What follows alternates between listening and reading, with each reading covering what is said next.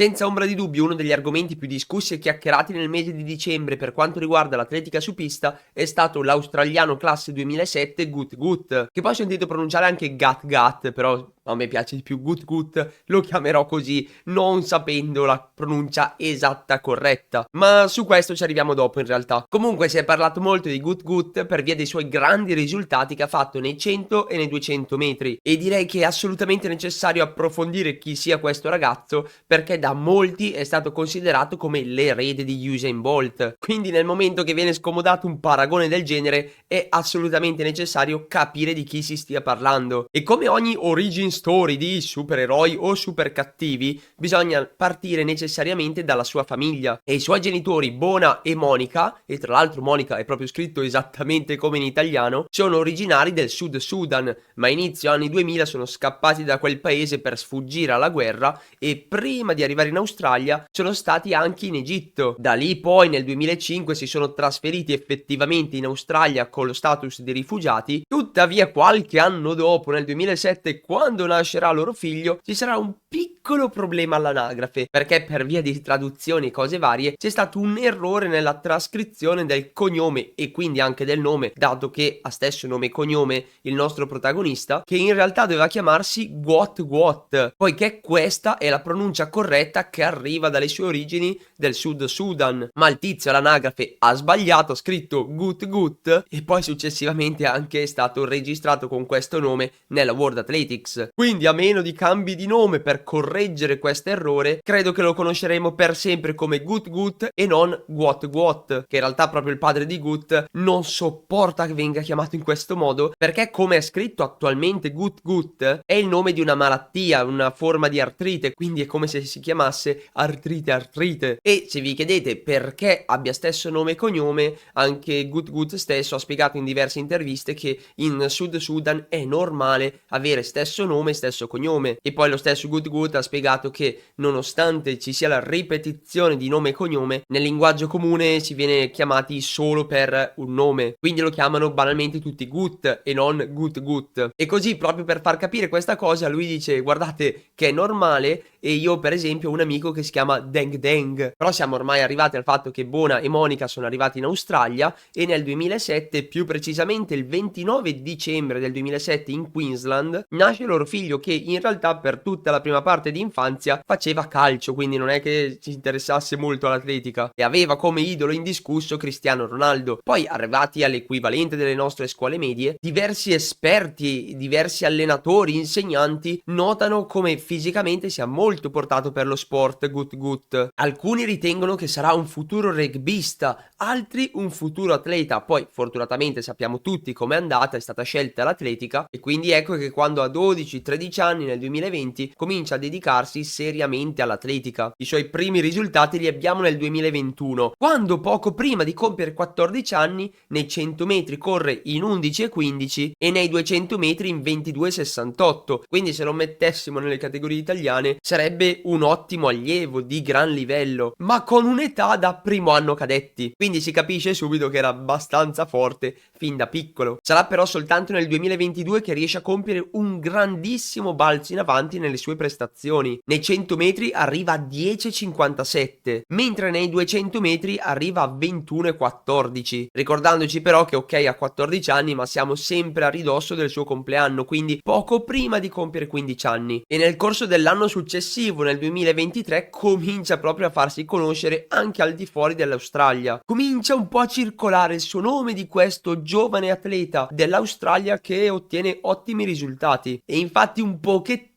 migliora ancora anche quest'anno, viene da 10,53 nei 100 e a 20,87 nei 200 metri e qui si comincia anche a capire come tra le due distanze quella in cui potrebbe andare meglio, poi ovviamente la sfera di cristallo non ce l'ha nessuno, potrebbero essere i 200 metri rispetto ai 100, perché su questi tempi nel mezzo giro di pista è già all'interno dei 100 migliori atleti di sempre a livello mondiale nella categoria under 18, mentre se parliamo dei 100 metri non rientra neanche neanche tra i primi 200 della storia, che assolutamente non vuol dire che sia scarso, però ecco che i suoi risultati hanno due pesi un po' diversi, dove il l'ago della bilancia pende molto di più nei 200 metri, e questa cosa si nota molto nel 2024. A 16 anni e mezzo partecipa ai campionati mondiali Under 20 di Lima, in Perù, dove nonostante sia qualificato anche nei 100 metri, prende parte solo ai 200, dove risulta di fatto uno dei protagonisti, arrivando persino all'argento. Chiude con il tempo di 20,60, dietro soltanto al doppio campione Under 20 di 100 e 200, ovvero il sudafricano Bayanda Walasa, che è un classe 2006 che in quella finale ha corso in 20,52. Ovviamente poi Gut Gut non è che sia lento, partecipa anche alla 4x100 metri e con i suoi compagni di team arriva al quinto posto. Poi, come spesso accade per gli australiani, la loro stagione risulta invertita rispetto alla nostra, dato che per loro nel nostro inverno è estate. Per quello lo troviamo molto spesso in gara tra ottobre e dicembre, bene o male. E quindi dopo i campionati mondiali Under 20, che si sono svolti ad agosto, non lo rivediamo appunto fino a novembre in pista. E la cosa stravolgente in realtà è che in questi pochi mesi ha fatto un ulteriore salto di qualità. Alle fasi statali scolastiche del Queensland spara un 10,31 nei 100 e un 20,29 nei 200. È un tempo con il quale avrebbe ampiamente vinto la finale nei 200 ai campionati mondiali Under 20. Adesso sì che è tra i migliori della storia. Nei 100 è già al 45esimo posto tra gli Under 18, ma nei 200 si trova al quarto posto. Già vedendo questi risultati ti viene da dire peccato che nel 2025 non sarà più un Under 18, nonostante lui quando ha fatto questi tempi ha ancora 16 anni. Però in atletica, per definire la categoria, si guarda l'anno di nascita e non l'età effettiva, quindi in poche parole a livello giovanile peggio per lui se è nato a dicembre. Ma il bello è che non è finita qui, perché dopo le fasi scolastiche del Queensland ci sono le fasi federali di tutta l'Australia, che si svolgono circa un mesetto dopo, e quindi siamo a dicembre 2024. Ed è qui che comincia a fare veramente paura Gut Gut. Durante le semifinali dei 100 metri spara un 10,17 nei 100, risultando il sesto atleta più veloce nella storia tra gli Under 18. Poi certamente ha corso ancora più veloce poco dopo, perché nella finale spara un 10,04, il che ha fatto molto scalpore a livello mediatico, perché è stato acclamato come un risultato eccezionale, perché è fatto da un sedicenne, perché siamo tra i migliori Under 18 della storia, il che è vero, ma bisogna considerare che lui è all'ultimo anno di categoria Under 18 per le motivazioni dette prima, e soprattutto questo tempo è stato fatto con un più 3,4 di vento a favore, quindi non omologabile ai fini delle graduatorie all time, dei record e via di seguito. È andato comunque fortissimo, ci mancherebbe, perché se avesse avuto il limite del vento regolare, ovvero più 2,0, sarebbe arrivato non distante effettivamente dal record mondiale Under 18 nei 100, cioè il 10,06 fatto sia da Christian Miller che da Puri Bonson. Però a conti fatti non è che sia stata una velocità che si sia discostata più di tanto rispetto al 10,17 visto in semifinale. Però qui in finale è stato aiutato dal vento e quindi sembra ancora più eclatante il risultato. Quello che a me ha stupito più di tutti in realtà è il 200 metri, perché ha corso i 200 in 20,04, risultando quindi il secondo Under 18 più veloce di tutta la storia,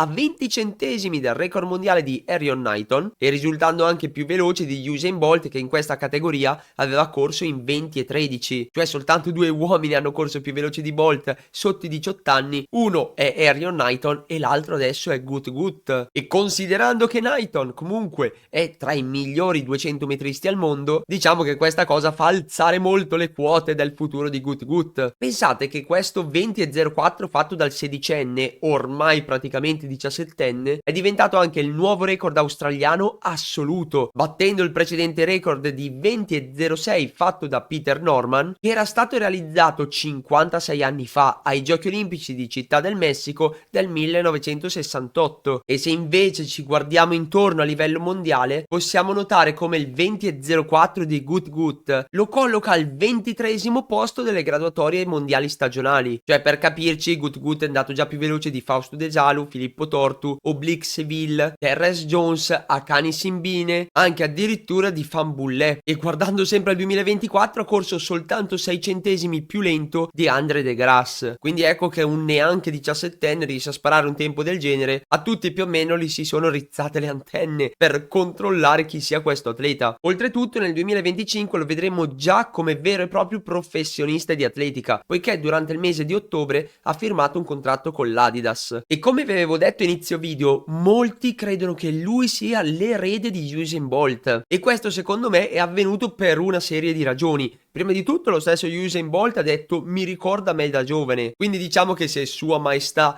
Usain Bolt dice a qualcuno mi sembra me da giovane, a livello di impatto questo dà molto valore a questo atleta. Altro fattore che in realtà fa pensare a un piccolo Usain Bolt è il fatto che Gut Gut sia già molto alto, è alto 1,88, quindi ok non è alto come Usain Bolt che era 1,96, però è già più alto di tanti altri atleti di classe mondiale, come per esempio Noah Lyles che è 1,77, Tebogo è 1,84, Jacobs è 1,86, però 1,88 non è neanche fuori scala come era Bolt. Contate che Gut Gut è alto come Bednarek ed è comunque 3 cm in meno di un Fred Kerley che è alto 1,91. Poi come detto già più volte Gut non ha neanche 17 anni, potrebbe mettere su ancora qualche centimetro, ricordando ancora di più Usain Bolt. Poi consideriamo anche il fatto che Gut, essendo giovane, non ha queste grosse masse muscolari, quindi risulta molto slanciato, molto snello, un po' come Usain Bolt dei primi tempi quando era giovane, che in realtà però è una cosa normale per i velocisti essere più diciamo secchi da giovani e mettere su masse muscolari da grandi. Non è una cosa obbligatoria, non è che lo fanno tutti, però bene o male il trend è questo. Poi sì, ci sono casi come Omaniala che nasce grosso, cioè praticamente in culla probabilmente pesava già 17 kg di cui 16 erano muscoli, quindi le eccezioni ci sono sempre. Però in realtà la cosa che ha fatto gridare a tanti questo a Usain Bolt è per come Gut ha fatto il lanciato. Pensate che nella gara che ha fatto 10.04 ha fatto una partenza a dir poco orribile, per poi recuperare tutti e praticamente bruciare ogni possibilità di vittoria agli altri atleti durante la seconda parte di gara. Un po' come faceva Bolt, che in realtà sembrava che partisse male, perché in realtà era un ottimo partente Bolt, ma data la sua stazza sembrava sempre un inizio un po' lento, e poi però quando poteva dispiegarsi, poteva distendersi, non ce n'era per nessuno. E Gut Gut sembra una cosa molto simile, lui in realtà parte male, cioè non è un'impressione, è partito proprio male in quella gara, però quando poi è finita la fase di accelerazione e ha cominciato a distendersi era molto impressionante, sembrava che corresse a velocità doppia rispetto agli altri, sia nei 100 in realtà sia nei 200. Però se vogliamo proprio fare le pulci a questo fenomeno bisogna anche dire che in realtà si è parlato tanto di lui perché banalmente non c'è nient'altro di cui discutere se parliamo di atletica su pista. Contate che siamo a dicembre, la stagione indoor non è ancora iniziata, c'è qualcosina di interessante della NCAA, però nulla di trascendentale, e quindi per gli appassionati di atletica o si guardano il cross e la corsa su strada, che a tanti in realtà non interessano minimamente, oppure non hanno nulla di cui discutere. Quindi ecco che un bel risultato fatto da un under 18, unendolo al fatto che non ha ancora compiuto 17 anni perché li compie il 29 dicembre, unendo il fatto che c'è stato quel tempo molto aiutato dal vento, ha fatto sì che tutto il fenomeno Gut Gut abbia avuto una rilevanza mediatica devastante. Cioè probabilmente se questi risultati li avesse fatti a giugno, a luglio, non dico che non se lo sarebbe filato nessuno, perché comunque sono ottimi tempi, ma di certo non se ne sarebbe parlato così tanto, perché tutti avrebbero avuto occhi e orecchie sintonizzati sugli atleti di rilevanza internazionale già conosciuti. Cioè banalmente neanch'io avrei fatto un video su Gut Gut se si fosse trattato di giugno. Quindi piccolo esempio per far capire questa cosa: il giamaicano Gary Card è un 2007 che a giugno appunto ha corso in 10.07 i 100 metri. Si tratta del terzo atleta più veloce nella storia tra gli under 18, ad un solo centesimo del record mondiale. È un atleta che probabilmente ha ancora ampi margini di crescita, perché non è che abbia una corsa così bella da vedere. Però il suo risultato è stata sì una notizia di cui si è discusso, ma che non ha catalizzato totalmente la community di atletica intorno a lui, poiché è stata fatta in un periodo di grande fermento per tutta l'atletica mondiale. mondiale. Mentre di Gut Gut si è parlato e si sta ancora parlando tantissimo. Ho visto molti articoli di stampa non specializzati in atletica, sia italiana sia internazionale, che parlano e hanno parlato di lui, scrivendo a volte castronerie fuori da ogni limite, come per esempio che il limite per quanto riguarda il vento è di 2,5, cosa mai stata così nella storia. Altri dicono con certezza che sarà il dominatore della velocità nei prossimi anni, e tutti si sono focalizzati principalmente sul suo 100 metri. In pochi della stampa generalista hanno dato il vero risalto ai 200 metri. Quindi secondo me tutto questo ha fatto sì che Gut Gut sia stato proprio al centro dell'attenzione di tutta l'atletica mondiale. Però adesso tocca domandarci una cosa: quale sarà il futuro di Gut Gut? In realtà è molto difficile a dirsi, perché per quanto riguarda atleti di questa età abbiamo visto nella storia atleti che hanno impressionato da giovani e poi effettivamente hanno impressionato anche da adulti. Altri atleti invece da giovani erano dei fenomeni e poi si sono persi un po' nell'oblio. Magari si sono fatti i loro campionati mondiali, ma mai da protagonisti. Certamente Gut Gut è un atleta che nei prossimi 2 anni sarà ancora fortissimo, anche se non dovesse più migliorarsi. Già adesso nei 200 metri tra gli under 20 si presenta come il sesto più veloce nella storia, e davanti a lui ha grandi atleti. Per esempio Bolt a 18 anni correva in 19,93, Tebogo a 19 faceva 19,96, Noah Lyles era arrivato a 20,09, quindi a parità d'età in realtà Gut è già più veloce di Lyles. Mentre altri che sono diciamo intorno a lui alla graduatoria all time, bisogna ancora capire che fine faranno. Per esempio Knighton da under 20 nel 2022 ha fatto un pazzesco 19,49, ma nei 2 anni successivi non è più andato sotto i 19,70, che non vuol dire che sia sparito, è comunque tra i più forti 200 metristi del mondo. Però ecco che se non dovesse più ritoccare quel 19,49 fatto da under 20 ci sarebbe un po' dell'amaro. E poi altri che non sappiamo che fine faranno sono il classe 2003 Afrifa, che nel 2022 ha fatto un 19,96, e un altro 2003 che nello stesso anno ha fatto 20,08, ovvero Onwo Zurike. Si può pensare in realtà che grazie anche alla sponsorizzazione dell'Adidas nel 2025 il nostro Gut Gut potrebbe mettere la testa fuori dall'Australia, partecipando e facendo così esperienza in meeting internazionali e chissà magari anche in qualche tappa della Diamond League. In ogni caso qualche esperienza importante la farà, perché poco dopo Natale dovrebbe partire per andare in Florida ad allenarsi insieme a Noah Lyles, cioè nel gruppo di allenamento di Lance Bowman, che in realtà non vuol dire che si unisce al suo gruppo in via definitiva, ma dovrebbe fare diciamo una sorta di training camp, un ritiro per potersi allenare così con Noah Lyles. Sicuramente mossa dovuta anche al fatto che sono entrambi sponsorizzati Adidas. E poi finito questo training camp Gut dovrebbe ritornare nel Queensland per allenarsi con la sua allenatrice di sempre Diane Shepherd,